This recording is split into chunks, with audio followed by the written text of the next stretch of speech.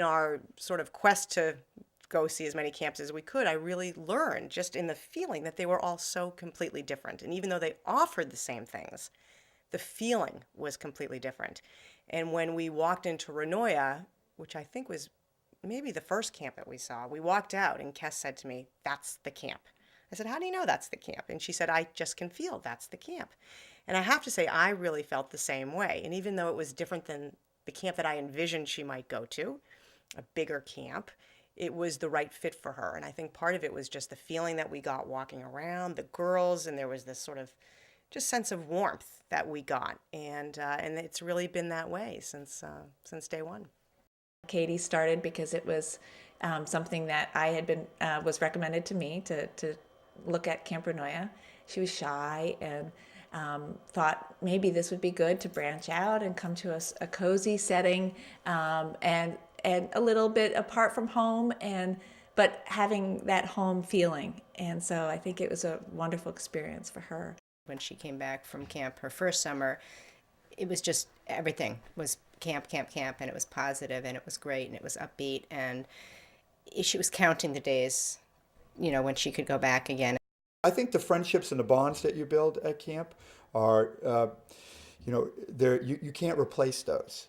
When you go out and you play tennis and you go out and you swim and you do this with all your friends who you're living with, it's extremely different than just living your daily life at home. And those kinds of bonds just can't be replaced. And there's nothing like them. And it happens very quickly. And when you get to go back to camp year after year after year, and we're very fortunate to be able to do that, it's an incredible experience for Emily to build these kinds of bonds. And she just enjoys the cabin living. I think that was more of a challenge for Katie because sharing space was a big issue for my older daughter. But for Emily, it's really important for her to be a part of a team, and she feels that very much, that community piece. And so it's been great. For her, if there are any struggles, is what activity do I pick? Because I want to do them all. And she just, I think she just dove in sort of, right away and just wanted to do everything. And she really was interested in trying new things too. The rock climbing wall, for sure, was a big draw for her. Walking into the boathouse and seeing that lake, which was just so spectacular. And even though she started off swimming was something she was afraid to do and really not her strong suit, she's really seen that every year that she goes back, she's getting better and she's passing levels and she's excited about going. The horseback riding, again, something she never has an opportunity to do anywhere else. And I wouldn't say that she's necessarily a horsewoman, but she's loved taking care of the horses and patting the horses, and she's done a little riding too. So yeah, it's been great. It gives her an opportunity to just try all different new things and kind of put on a different hat than she would do at home, and feel, success, and just loves it. She loves her friends. She loves the whole experience. The wilderness trips, going out on the trips, sleeping out at an island, or staying away from camp with kids, not just in your age level, but maybe kids that are age level above or below.